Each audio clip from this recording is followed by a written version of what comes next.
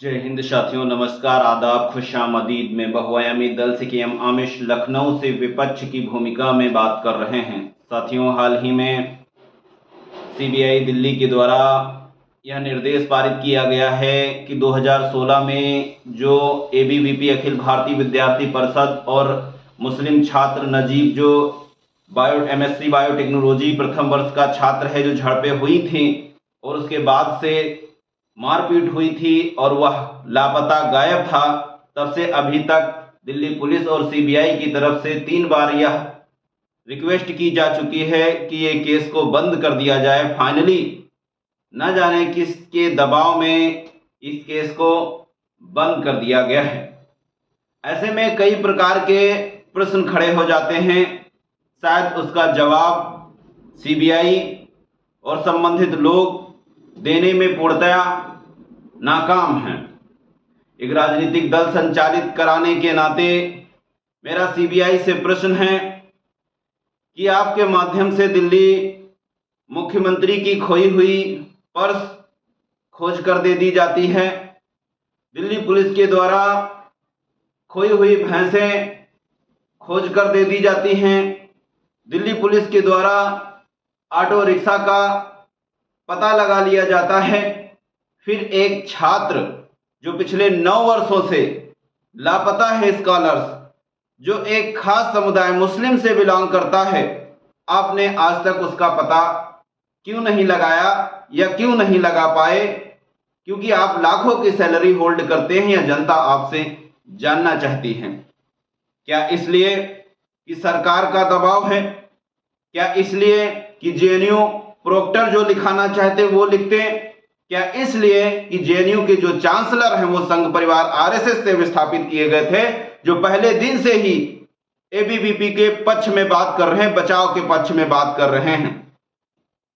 मेरा दूसरा प्रश्न यह है कि जब एबीवीपी के 9 छात्रों पर यह आरोप है कि झड़पें हुई, उन्होंने नजीब को पीटते पीटते यह कहा कि इसको जन्नत की 72 हूरों के पास भेज दो, और फाइनली भेज दिया गया। उनको आपने जेल में क्यों नहीं बंद किया? एफआईआर दर्ज करके क्यों नहीं सख्ती के साथ पूछताछ हुई? आखिर किसके इशारे में ये जांच पड़ताल को खाना पूर्ति की जा रही है?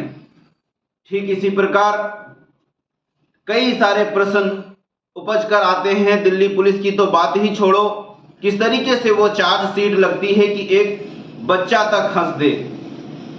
मेरा एक राजनीतिक दल संचालित कराने के नाते सीधे तौर पर सरकार से मांग है कि यदि ऐसी संस्थाएं जो जनता के पैसे से संचालित हो रही हैं और उसी के हक और अधिकार की जवाबदेही नहीं बनती, तो उनको बंद कर देना चाहिए, या वह स्वयं में एक ऐसा लेटर दें कि वो कार्य करने में पूर्णतया नाकाम है, निकम्मी है, या वो यह स्वीकार कर लें कि वो सरकार के दल्ले हैं या सरकार की इशारों पर कठपुतली की तरह नाचते हैं। यूटर्न ट्विस्ट होता है कहानी में। जो नजीब का सहयोगी उसका दोस्त था, उस पे ही एबीवीपी की तरफ से एक फर्जी लेटर लगाकर अंग्रेजी में लिखकर उससे साइन करा लिया। दोस्ती के नाते उसने बिगैर पढ़े साइन कर दिया। उसमें यह लिखा था कि हमारी ही आपस रंजिश के तहत आपस में बन नहीं रही, इसलिए जो है जो जहां रह रहे थे हॉस्टल, वो उसको छोड़ना पड़ रहा। ना वार्डन के बयान ठीक ठाक जबरन दर्ज करा लिए गए। ठीक इसी प्रकार कहा गया कि एक ऑटो से हॉस्पिटल पहुंचाया गया, ना ऑटो मिला, ना ड्राइवर की पुख्ती हुई, ना सीसीटीवी कैमरे निकाले गए, और जहां पर उसका इलाज हुआ वहां पर किसी डॉक्टर की कोई बयानबाजी की रिपोर्ट नहीं लगाई गई, ना किसी नर्स स्टाफ से किसी तरीके की कोई जो है बयानबाजी या प्रतिक्रिया की रिपोर्ट लगाई गई। शुरू से लगाकर आखिरी तक पूरी मनगढ़ंत कहानी है।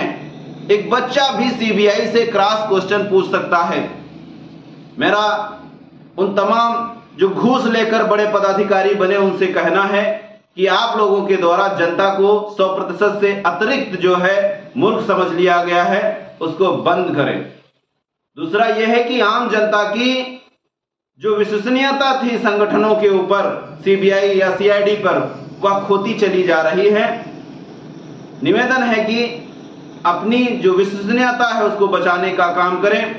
मुस्लिम संगठन संचालकों जो देश से मोहब्बत और प्यार करते हैं, दलित समाज से हैं, जिनके बच्चे जेएनयू तक नहीं पहुंचने दिए जाते, उनसे निवेदन है कि वह प्रश्न करें, उठे जागें, अपने हक और अधिकार की लड़ाई यूं ही लड़ें। नहीं तो जिस तरीके से आपकी वोट चोरी करके आपके अधिकार को खत्म कर दिया गया है, मुसलमानों को दूसरे दर्जे का नागरिक बना दिया गया है, इसी तरीके से हम पानी और खाने के लिए भीख मांगने के लिए मोहताज हो जाएंगे। जय हिंद, इंकलाब जिंदाबाद, सत्यमेव जयते।